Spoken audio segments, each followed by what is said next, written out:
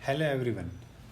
जैसा कि आप सभी को पता है कि डीएसएसबी में पीजीटी के जो एग्ज़ाम है जो कि जुलाई में स्टार्ट हुए थे, जून लास्ट में वो फिनिश हो चुके हैं। उनके रिजल्ट्स भी आना स्टार्ट हो चुके हैं और अभी टीजीटी के जो एग्ज़ाम है वो ऑन गोइंग है। ठीक है, तो इसमें हम ये हमारी जो सीरीज है इसमें हम टीजीटी के जो पार्ट 1 में जो मैथ्स के क्वेश्चन आते हैं, जो 20 क्वेश्चन आते हैं पार्ट 1 में, वो कंप्लीट टीजीटी के जितने भी एग्ज़ाम हैं उनमें पार्ट 1 में जितने भी एग्ज़ाम, संस्कृत, हिंदी, इंग्लिश, सभी के पार्ट 1 के मैथ्स के क्वेश्चन हम करेंगे।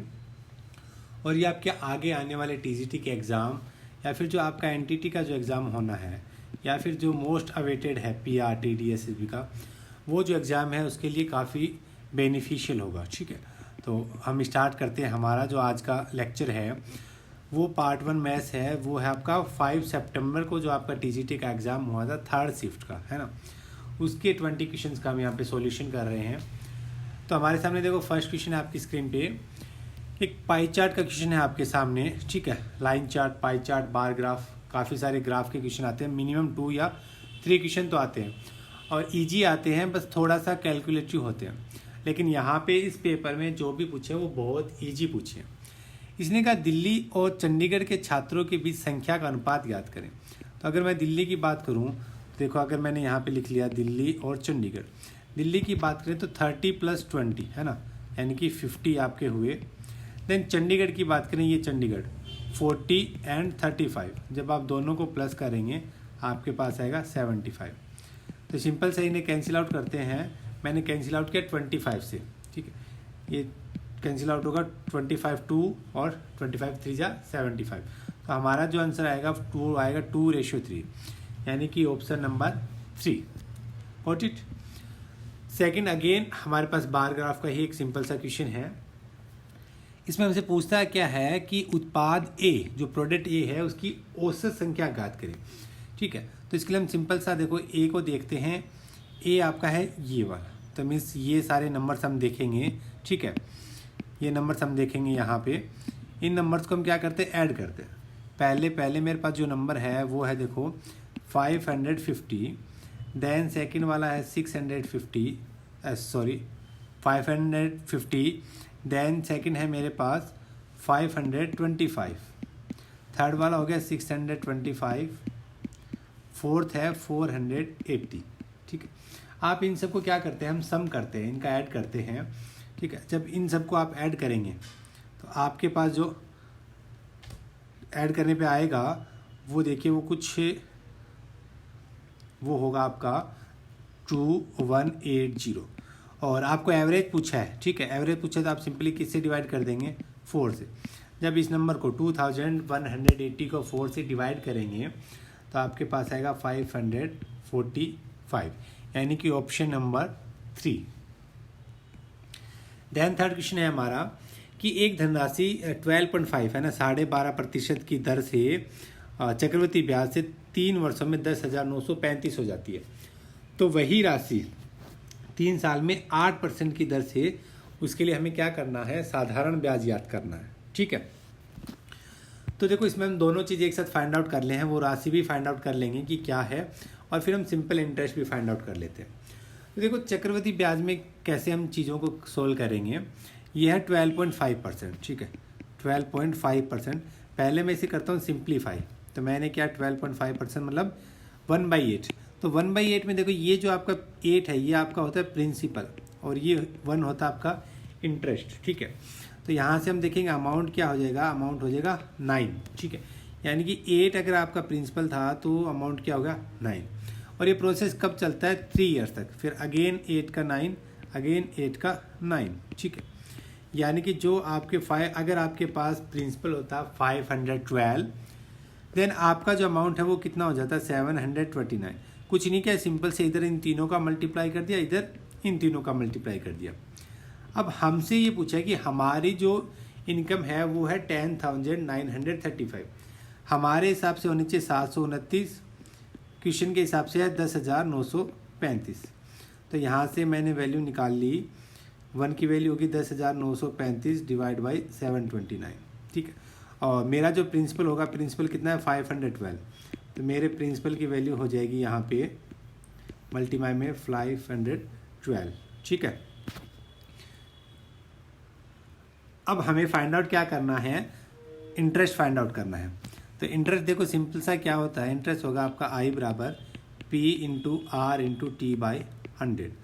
तो पी मेरा कितना है 10,935 मल्टीप्लाई 512 डिवाइड बाई 729 इंटू में आपका रेट हो गया 8%, टाइम हो गया 3%।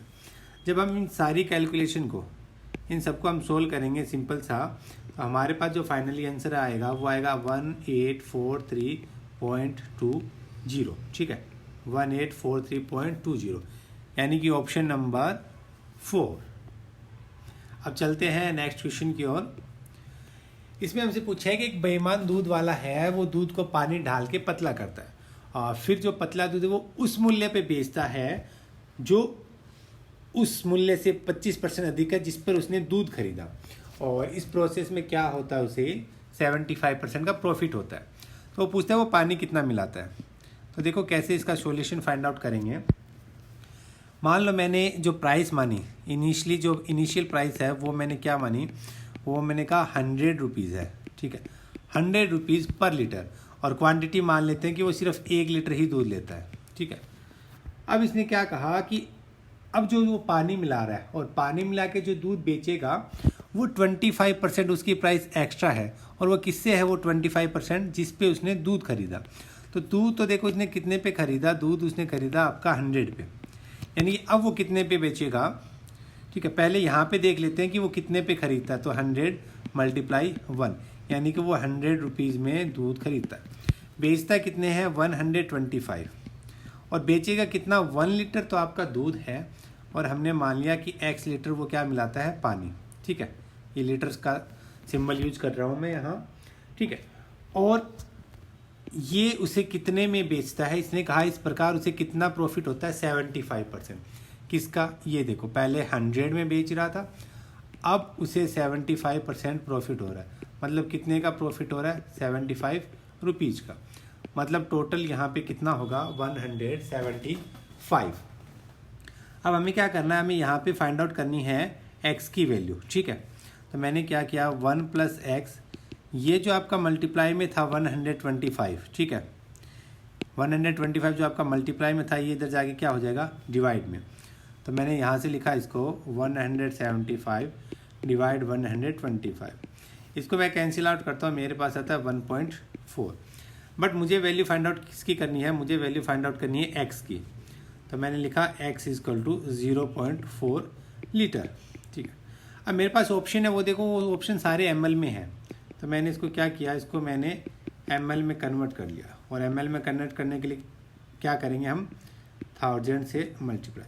तो मेरा जो आंसर आया वो आया 400 ml, जो कि है आपका ऑप्शन 1। ठीक है, अब चलते हैं नेक्स्ट क्वेश्चन की ओर। इसने कहा भौमिक और कंदर्प 2 भाई हैं।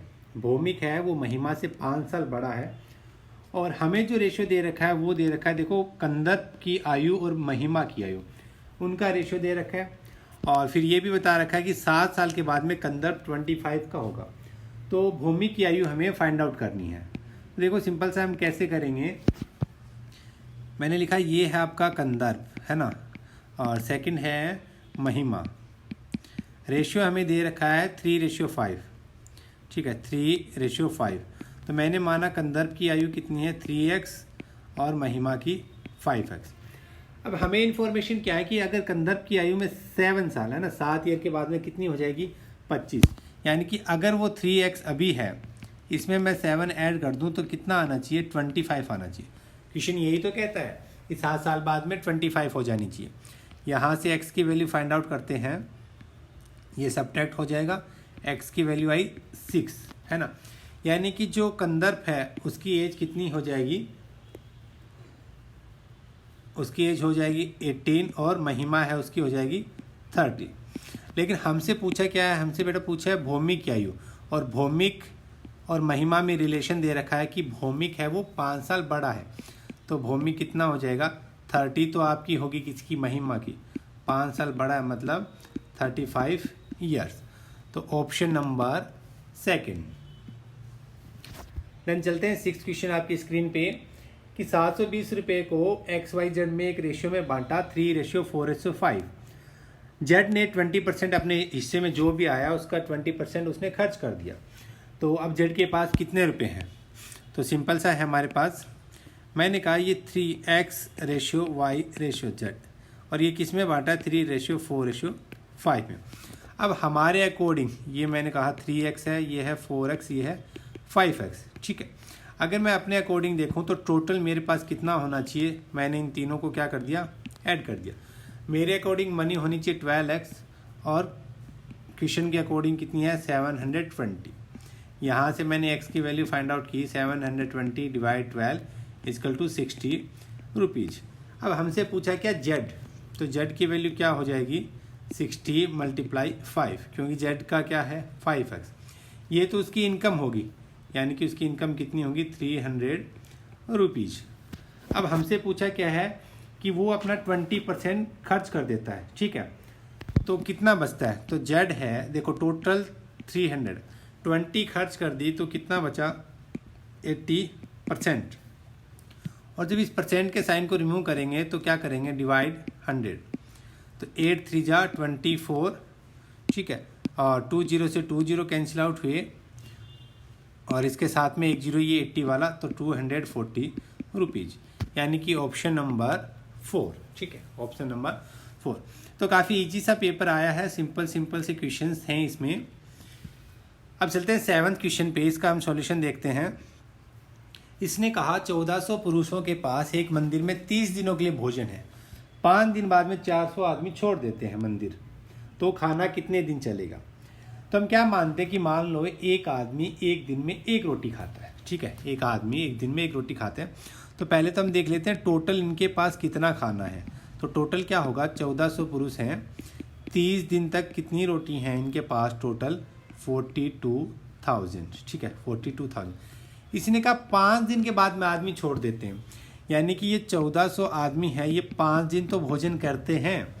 तो 5 दिन इन्होंने भोजन किया, मतलब 7000 रोटी इन्होंने फिनिश कर दी। टोटल था आपके पास 42,000, 7000 इन्होंने फिनिश कर दी, तो अब रिमेनिंग कितनी है ना। हम ये देखते हैं 5 डे के बाद में, 5 दिन के बाद में इनके पास रिमेनिंग है 35,000, ठीक है। अब 400 आदमी छोड़ देते हैं, टोटल आपके पास 1400 आदमी थे, 400 छोड़ देते तो कितने बचे 1000 आदमी, ठीक है। अब ये 1000 आदमी क्या करते हैं, इस 35,000 को, ये 35,000 रोटी हैं, इसको कौन खाएगा, इसको ये खाएंगे 1000 आदमी। तो कैंसिल आउट किया 3 0 से 3 0, आंसर आया मेरे पास सिंपल सा 35 डे, ठीक है, ऑप्शन नंबर 4। नेक्स्ट क्वेश्चन है कि इन्हें एक हमें दे रखा है 18, 14 और 12 आयाम का एक घनाभ का बक्सा है, पूरी तरह से 12 सेंटीमीटर लंबाई और 7 सेंटीमीटर चौड़ाई की 12 समान आकार की पुस्तकों से भरा है, ठीक है। तो देखो इसमें कंसेप्ट आता है आपका वॉल्यूम का, ठीक है। तो देखो इसमें जो आपका घनाभ है, क्यूबॉइड है, उसका वॉल्यूम है, तो इसमें आप जितना इसका वॉल्यूम है तो जो बुक रखोगे वो उसके इक्वल ही होंगी, यानी हम क्या करेंगे दोनों का वॉल्यूम है वो इक्वल कर देंगे। तो इसके वॉल्यूम का फॉर्मूला क्या होगा, length multiply width multiply height, और यही किसके इक्वल होगा, इसकी लेंथ 12 है, इसकी विड्थ है 7 है, हाइट अननोन है, और कितने बॉक्स हैं तो आपने देखा होगा कि कितनी पुस्तकों से भरा है 12 पुस्तकों से, ठीक है। यहाँ पे क्लियरली लिखा है कि 12 पुस्तकों से भरा है, तो ये 12 हमारा क्या हो गया, यहाँ पे 12 लिख दिया हमने। फाइंड आउट क्या करना है, फाइंड आउट आपको h फाइंड आउट करना है। तो h के लिए क्या करोगे 18 × 14 × 12। तो ये जो जितने भी हैं 12, 7 और 12 जो h के मल्टीप्लाई में हैं, इधर आके क्या हो जाएंगे डिवाइड में। अब सिंपल सा कैंसिल आउट करते हैं, 12 से 12 कैंसिल आउट हुआ, 7 7 2 जा 14, ठीक है। 18 को आपने 2 से मल्टीप्लाई किया, 18 को 2 से मल्टीप्लाई किया 36, डिवाइड में आपका 12 चल रहा है 12, आंसर कितना आया 3, ऑप्शन नंबर 3। अब नेक्स्ट क्वेश्चन आपका एवरेज का क्वेश्चन है। एवरेज के भी सिंपल से क्वेश्चन है, पूरा पेपर अगर आप मैथ्स का देखें तो बहुत सिंपल सा है, बस 1 या 2 क्वेश्चन है जो थोड़े से लेंथी हैं, ठीक है। तो इसका सॉल्यूशन देखते हैं हम। इसने कहा कि ABCD 4 पॉजिटिव नंबर्स हैं। ए बी सी का औसत है 7, तो मैंने कहा ए प्लस बी प्लस सी, औसत का मतलब टोटल 3 हैं, ये 7। यहाँ से मैंने क्या फाइंड आउट कर लिया, यहाँ से मैंने फाइंड आउट कर लिया ए प्लस बी प्लस सी वो किसके इक्वल होगा, 21 की। सेम ऐसे ही मेरे पास है B plus C plus D, इनका एवरेज हमें गिवन है 10, तो ऐसे ही मैंने यहाँ से फाइंड आउट किया B plus C plus D equal to 30। ठीक है, अब यहाँ पे और आगे मुझे कहा कि ए की वैल्यू है हमारे पास गिवन, यदि ए 4 है और सी की वैल्यू भी गिवन है तो हमें क्या चाहिए, बी और डी का योग यानी कि उनका एडिशन चाहिए।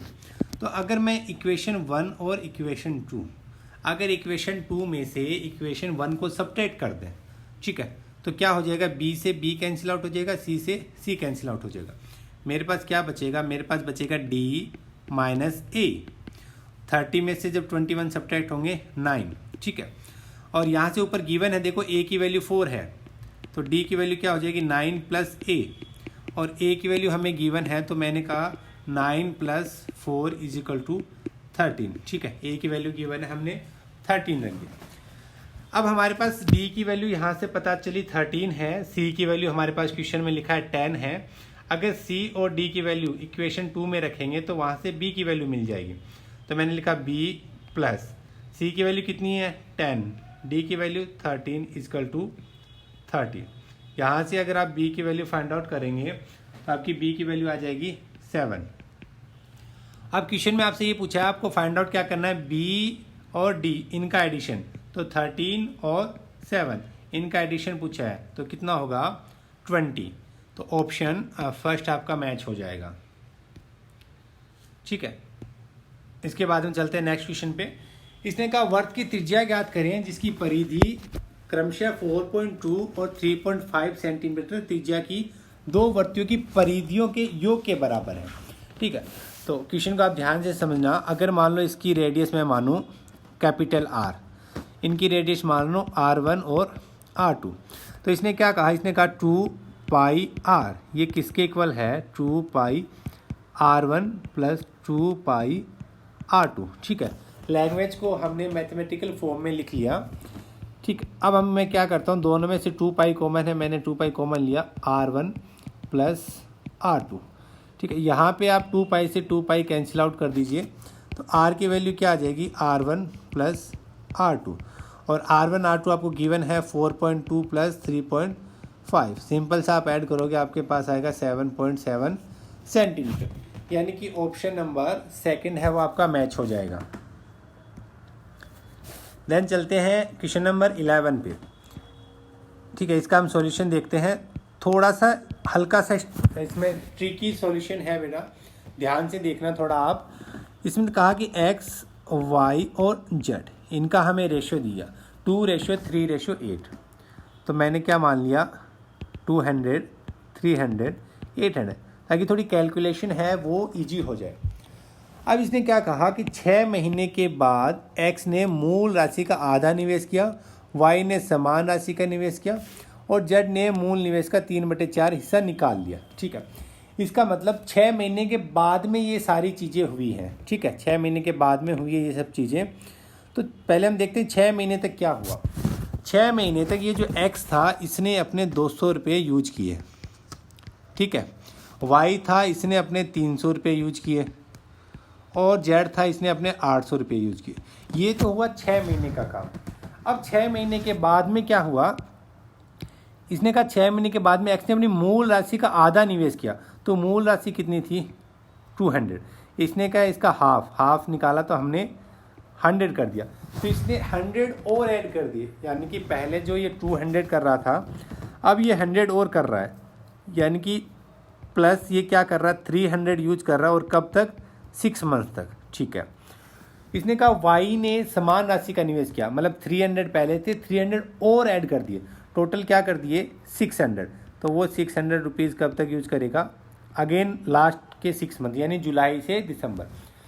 z ने मूल निवेश का 3/4 हिस्सा निकाल लिया, यानी कि 800 था, 3/4 का मतलब क्या हो जाएगा, जब आप इसे सोल्व करेंगे तो इसका मतलब हो जाएगा, ठीक है 600, ये उसने निकाल लिया। 800 में से 600 रुपये उसने निकाल लिए, मतलब अब उसके पास कितने बचे, उसके पास बचे 200 रुपये, ठीक है। और वो 200 रुपये क्या कर रहा है, वो यूज कर रहा है 6 मंथ, वो 200 रुपये 6 मंथ यूज कर रहा है। बस ये जो मैंने लिखा है इसको एक बार दोबारा से ध्यान से देख लेना आप सभी, वीडियो पॉज करके ना स्लो मोशन में कर लेना, वीडियोज़ को स्पीड स्लो कर लेना उसकी। अब मैं टोटल देखता हूँ कि एक्स ने टोटल कितना यूज किया। तो यहाँ से मैंने इन दोनों को मल्टीप्लाई किया, 6 2 जा 12 और 6 3 जा 18। जब दोनों को ऐड किया तो इसका मतलब इसने यूज किया टोटल 3000 रुपीज़। इनको ऐड करते हैं, 6 3 जा 18 और 6 6 जा 36, 36 और 18 को ऐड किया 54, 8 6 जा 48 और 6 2 जा 12, इनको ऐड किया तो 6000। अब सिंप्लीफाई कर लेते हैं इन चीज़ों को, 2 0 से 2 0 कैंसिल आउट होगी, ये हो जाएगा 6 से कैंसिल आउट, 6 5 जा 30, 6 9 जा 54, 6 10 जा। तो मेरा जो आंसर आया हुआ है 5:9:10, यानी कि आपका जो ऑप्शन मैच होता है वो है ऑप्शन नंबर 4। अब आते हैं क्वेश्चन नंबर 12 पे। एलसीएम एचसीएफ का सिंपल सा क्वेश्चन है।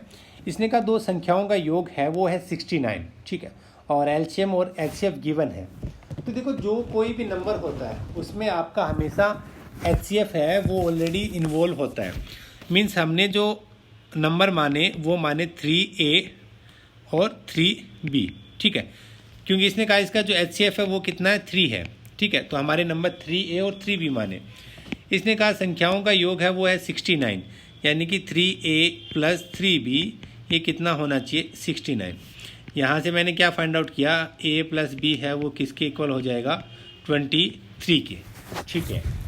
देन इसके अलावा हम ये और पढ़ते हैं, एक फॉर्मूला आता है हमारे पास कि जब पहली संख्या इंटू दूसरी संख्या है ना, first number multiply second number equal to क्या होता है, first number multiply second number equal to LCM into HCF, ठीक है। ये होता है हमारे, इस फॉर्मूला को हम करते हैं यूज। तो फर्स्ट नंबर है मेरा 3A, सेकंड नंबर है मेरा 3B, एलसीएम है 378 और एचसीएफ है 3 से 3 कैंसिल आउट हुआ।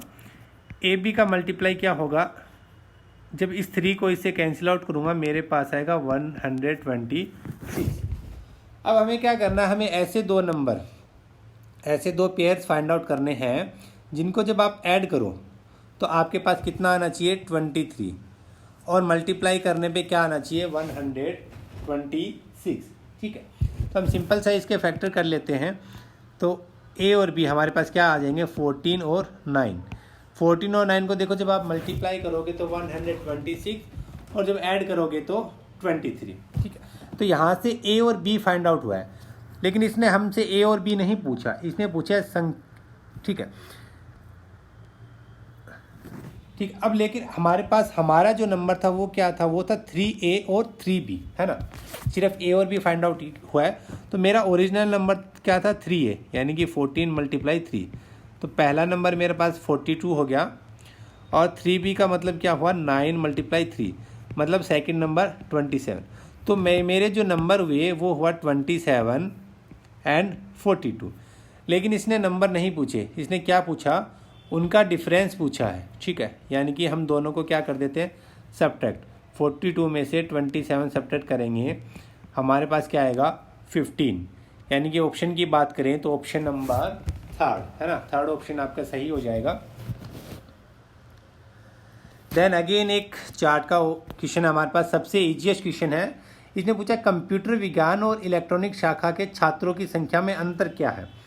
तो कंप्यूटर विज्ञान देखो कितना है, 26%, इलेक्ट्रॉनिक्स कितना है, 6%, कितना डिफरेंस है, 20%।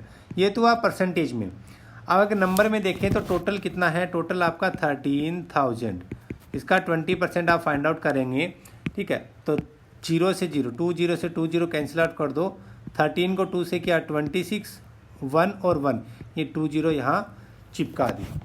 तो सिंपल सा था, कुछ ज़्यादा कैलकुलेशन नहीं थी इसमें। ऑप्शन नंबर फर्स्ट मैच होता है। अब आता है आपके पास नंबर सिस्टम का इक्वेशन है, ठीक है, एकदम ईजीएस्ट क्वेश्चन है ये। इसने कहा इनका आप मल्टीप्लाई करो और जो यूनिट डिजिट आएगी वो किसके इक्वल होगी, n-4 की। देन हमें बताना है 5n+4। तो आप ऐसे मत करना बेटा, आप जैसे अगर कल को कोई बच्चा कोई स्टूडेंट ये करे कि इन दोनों को मल्टीप्लाई करे फिर आंसर आए उसको इससे मल्टीप्लाई करें, देन इससे मल्टीप्लाई करें, तो आंसर आपका आ जाएगा। लेकिन आपके कम से कम 2 और 3 मिनट है वो वेस्ट हो जाएंगे। हमसे सिर्फ यूनिट डिजिट की बात करता है, तो हम क्या करेंगे, हम सिर्फ सिंपल सा मल्टीप्लाई कर रहे हैं 9 को 6 से, 9 6 जा 54, ठीक है, 9 6 जा 54। सिर्फ फोकस करो लास्ट डिजिट पे, लास्ट डिजिट 4 आई, उस 4 को अगेन हम इस 4 से कर रहे हैं, ठीक है, 4 4 जा 16, अगेन लास्ट डिजिट पे फोकस करो, इस 6 को करेंगे हम 8 से, 8 6 जा 48, ठीक है, और 48 में भी लास्ट डिजिट पे फोकस करो। तो मैं जब मल्टीप्लाई करता हूँ मेरी लास्ट डिजिट आनी चाहिए 8, इसने कहा आपकी लास्ट डिजिट वो है, वो किसके इक्वल हो जाएगी, n-4 के। देन यहाँ से आपने n फाइंड आउट किया, इधर जाके प्लस का होगा 12, बट वैल्यू फाइंड आउट किसकी करनी है। देखो ऑप्शन में आपके 12 भी एक ऑप्शन है, तो जल्दबाजी मत करना, इन चीज़ों का ध्यान रखना। ये जो सिली मिस्टेक्स होती हैं, आप क्या करते हैं, आप 12 लगा के आएंगे, फिर आप आंसर शीट में देखेंगे, आप कहेंगे 64, फिर आप कहेंगे नहीं 12 सही है, फिर ऑब्जेक्शन लगाते हैं।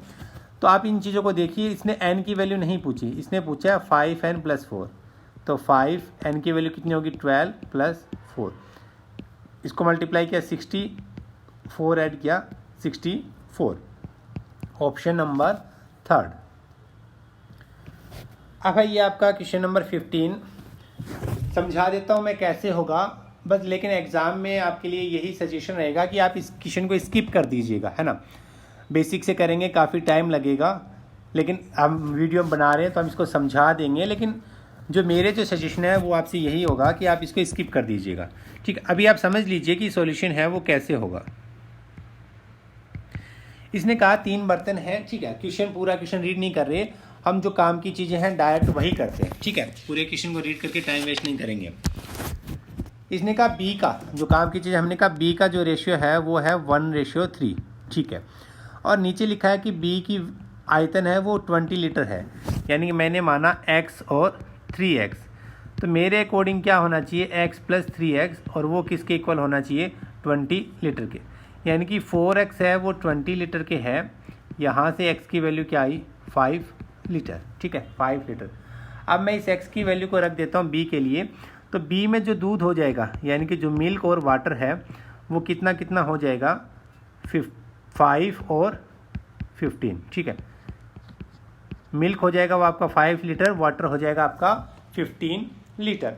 अब इसने क्या कहा आपसे कि ये जो बर्तन बी है उसका जो मिश्रण है, ठीक है,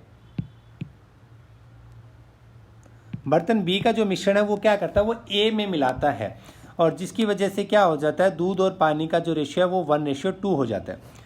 तो अगर यहाँ पे चले हम ए की बात करें, ए में रेशियो क्या है, मिल्क और वाटर का 3:5, ठीक है। इसने कहा अगर इसमें ये दूध मिलाया और 5x है, इसमें 15 लीटर पानी मिलाया, तो रेशियो क्या हो जाएगा, 1:2 हो जाएगा, ठीक है, 1:2 हो जाएगा। यहाँ से मैं डायरेक्ट लिख देता हूँ जब आप x की वैल्यू फाइंड आउट करेंगे, ठीक है, यहाँ से डायरेक्ट लिखता हूँ, जब आप x की वैल्यू फाइंड आउट करेंगे आपके पास आएगा 5, ठीक है, आपके पास यहाँ से x की वैल्यू आ जाएगी 5, उस 5 को मैंने यहाँ पे रखा a वाली वैल्यू में, ठीक है, उस 5 को मैंने यहाँ पे रखा, तो a में मिल्क कितना हो जाएगा, 3 × 5 15 लीटर, और वाटर कितना हो जाएगा, 5 × 5 25 लीटर, ठीक है। अब इसके बाद में देखो, इसके बाद में अगेन ये सी के लिए बोल रहा है हमें, ठीक है, इसने कहा कि अब जो ए में से 60% हम निकाल दें और वो जो बच गया यानी कि 40% बच गया वो हम सी में मिला दें, तो हमारे पास जो रेशियो है वो क्या हो जाएगा, 3:4 हो जाएगा, ठीक है। तो क्वेश्चन के अकॉर्डिंग हम चलते हैं, और जो सी का जो आयतन है वो क्या है, 7 + y लीटर, ठीक है। तो इन्हीं चीज़ों को हम कंटिन्यू करते हैं। देखो सी के लिए जैसे हमने बी और ए को किया वैसे सेम हम करेंगे कि 7 + 6 / y + 10 = 3/4, ठीक है। यहाँ से अब जब हम सोल्व करेंगे तो y की वैल्यू क्या आएगी, 4 लीटर, ठीक है। y की जो वैल्यू आएगी वो हमारे पास निकल के कितनी आती है, 4 लीटर, ठीक है। तो हमारा जो आंसर हो जाएगा वो हो जाएगा ऑप्शन फर्स्ट। तो काफ़ी लेंदी सा है इसका सॉल्यूशन, एग्जाम में आप बेटा स्किप करना चाहिए, ठीक है। देन अगेन एक सिंपल सा क्वेश्चन, सिंपल सा कंसेप्ट, टाइम एंड वर्क का, है ना। हाँ। इसने कहा सुधीर ने अपनी कार्यालय परियोजना 30 दिनों में पूरी की। कविता है वो सुधीर से 20% अधिक कुशल है। तो हम यहाँ पे लिखते हैं कविता और सुधीर। 20% का मतलब क्या होगा, 1/5, ठीक है। कविता सुधीर से ज़्यादा कुशल है, यानी कि अगर सुधीर की वैल्यू 5 है तो ये कितनी हो जाएगी, 6। ये होता है आपका टाइम का, ठीक है। ये एक सेकंड, ये आपकी एफिशिएंसी दे रखी है इसने, एफिशिएंसी का रेशियो है। तो टाइम का रेशियो क्या होता है, टाइम का रेशियो होता है इसके रिवर्स, यानी कि ये 5 और 6 हो जाएगा। इसने कहा सुधीर कितने दिनों में पूरा करता है, 30 दिनों में। तो ये 30 कब आएगा, जब आप इसको किससे मल्टीप्लाई करोगे, 5 से। जब इधर 5 से मल्टीप्लाई कर रहे हो तो इधर भी आप क्या कर दोगे, 5 से मल्टीप्लाई। तो कविता कितने दिनों में करेगी, 25 डेज। सिंपल सा कंसेप्ट था इसका। अब आते हैं चक्रवृद्धि ब्याज, एक अगेन सिंपल सा कंसेप्ट जो कि ट्री मेथड से या फिर बॉक्स मेथड से करते हो आप सभी, उसी मेथड से हम सोल्व कर रहे हैं यहाँ पे शॉर्ट ट्रिक से। इसने कहा रेट आपको 20% गिवन है, टाइम गिवन है, और जो ब्याज है वो कंपाउंडली हाफ ईयर है ना, अर्धवार्षिक है। तो अर्धवार्षिक में आपको पता है कि दर है ना, जो रेट है वो क्या हो जाएगी, हाफ हो जाएगी, और जो टाइम है वो क्या हो जाएगा, डबल हो जाएगा। तो इसी कंसेप्ट का हम यूज़ करते हैं। पहला 1 बॉक्स बना रहा हूँ, ठीक है, किसके लिए, 1 ईयर के लिए। 2 ईयर के लिए आपके पास 2 बॉक्स बन जाएंगे। 2 ईयर क्यों बनाया, क्योंकि टाइम क्या हो जाएगा, डबल। तो रेट थी 20%, वो क्या हो जाएगी 10%। टाइम जो 1 ईयर था वो क्या हो जाएगा 2 ईयर, ठीक है। अगेन 10% का मतलब क्या होगा, 1/10, ठीक है, 1/10। यानी कि अगर मेरा प्रिंसिपल, मैंने क्या माना यहाँ पे, अगर प्रिंसिपल 100 है तो फर्स्ट ईयर का ब्याज कितना लगेगा, 10%, यानी कि 1/10 से मल्टीप्लाई कर दूंगा, ठीक है। ये पहला बॉक्स क्या है आपका, पहले ईयर, पहले साल चक्रवृद्धि ब्याज और साधारण ब्याज दोनों सेम ही होते हैं। सेकेंड ईयर क्या है, चक्रवृद्धि साधारण ब्याज तो उतना ही लगता है, ठीक है, हर बार। ये जो पहले बॉक्स यहाँ पे हम जो जितने भी बॉक्स बनाते हैं ये आपके साधारण ब्याज के हैं, और साधारण ब्याज हर बार सेम लगता है। लेकिन चक्रवृद्धि ब्याज में क्या होगा, ब्याज पे ब्याज लगता है, यानी कि अगेन इस 10 रुपये पे क्या लगेगा, 1/10, इतना ब्याज और लगेगा। तो टोटल, अब हम देखते हैं टोटल 2 साल में कितना ब्याज लगता है, 10 + 10 + 1, यानी कि 21। हमारे हिसाब से 21 ब्याज लगता है, इसके हिसाब से कितना लगता है, 1050, ठीक है। यहाँ से मैंने 1 की वैल्यू फाइंड आउट की, ठीक है। 1 की वैल्यू क्या होगी, 1050, इसको डिवाइड किससे कर देंगे, 21 से। 1 की वैल्यू आई 50 रुपीज़, और हमारा जो प्रिंसिपल है वो कितना था, 100 रुपीज़, ठीक है, वो था आपका 100 रुपीज़। तो हमने क्या किया, 100 × 50 = 5000 रुपीज़, ठीक है। सिंपल सा कंसेप्ट था, ज़्यादा कुछ कैलकुलेशन नहीं है इसमें। अब चलते हैं हम, देखो अपने नेक्स्ट क्वेश्चन पे। इसने कहा कि पहले जनसंख्या दे रखी हमें लक्षद्वीप की, वो है 12,000 रुपीज़, 12,000। 10 ईयर्स, 10 साल के बाद में क्या हो जाती है, पुरुष तो 6% बढ़ जाते हैं और महिलाएं 10% बढ़ जाती हैं, और टोटल जनसंख्या बढ़ जाती है 12,982। तो पहले तो हम ये देखते हैं कि टोटल कितने बढ़ गए, 12,982 अब हैं, पहले कितने थे, 12,000, कितने एक्स्ट्रा हो गए, 982, ठीक है, 982 एक्स्ट्रा हो गए। अब देखो पुरुष है वो 6% बढ़े, ठीक है, मेल है वो 6% बढ़े, और जो फीमेल है, फीमेल 10% बढ़े। अगर मैं फीमेल को लिख दूँ 6 + 4, बात वही है ना, 10 को मैंने 6 + 4 लिखा, यानी कि मिनिमम 6% तो दोनों साइड ही बढ़े हैं, है ना। तो यानी मेरी जो स्टार्टिंग में जो जनसंख्या थी 12,000, इसमें 6% तो दोनों ही बढ़े। तो मैंने इसका 6% फाइंड आउट किया, जो कि कितना आया, 720, ठीक है। लेकिन हमारा जो इंक्रीज हुआ वो कितना हुआ, 982, ठीक है। तो कितना एक्स्ट्रा इंक्रीज हो गया, तो इसके लिए सिंपल सा मैंने दोनों को सब्ट्रैक्ट किया, 982 में से 720 मैंने सब्ट्रैक्ट किया, तो मेरे पास यहाँ पे आंसर आता है 262। ये मेरे पास एक्स्ट्रा इंक्रीज हुआ है, और ये इंक्रीज हुआ किसकी वजह से, ये हुआ देखो फीमेल की वजह से, ठीक है। क्योंकि दोनों में 6% तो कॉमन था, ये 4%, ये फीमेल की 4% एक्स्ट्रा है। तो मैंने कहा ये फीमेल का जो 4% एक्स्ट्रा है वो किसके इक्वल है, वो है 262 के इक्वल है। ठीक है, तो यहाँ से मैं करता हूँ फीमेल को फाइंड आउट 262। ठीक है, 4% है, परसेंट को रिमूव किया। जब इसको मैं सोल्व करूँगा मेरे पास जो आंसर आएगा, ठीक है, इन सब को मैं सोल्व करूँगा, मेरे पास आंसर आएगा वो आएगा 6550। ठीक है, फीमेल का आंसर आया 6550।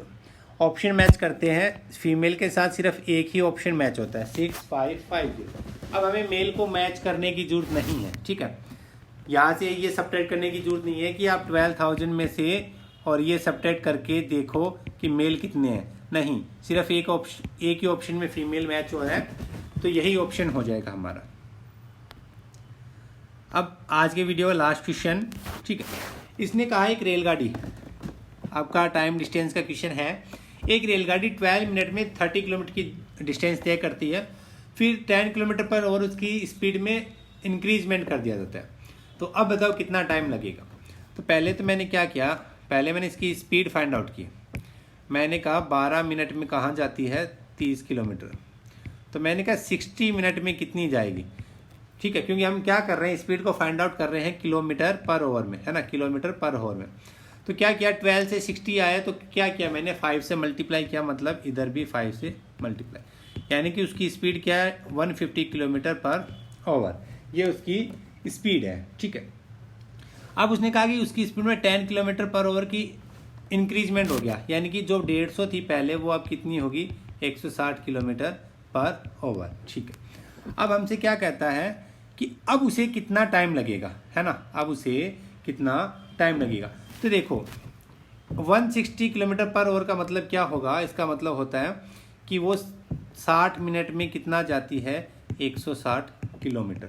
ठीक है, 60 मिनट में 160 किलोमीटर जाती है।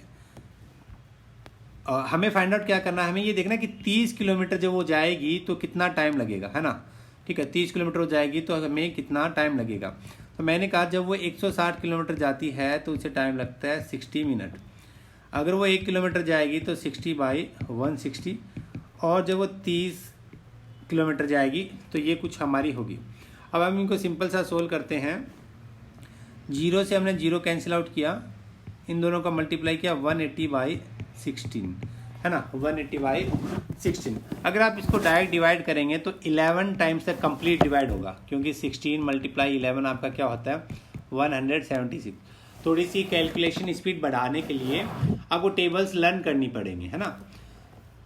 और फिर जब 180 है 176 आपका होता है, कितना रिमेनिंग बचा 4, तो मैंने लिखा 4 ये एक्स्ट्रा। ठीक है, और डिवाइड बाय 16। ठीक, अब 11 तो मेरा कंप्लीट है ही, है ना, 11 मेरा कंप्लीट है। इन दोनों को मैंने अगेन सोल्व कर लिया, क्या हुआ 1/4, तो ये आपका हुआ मिनट में। ठीक है, ये मिनट में, लेकिन आपके जो ऑप्शन है वो देखो मिनट के साथ में सेकंड भी है।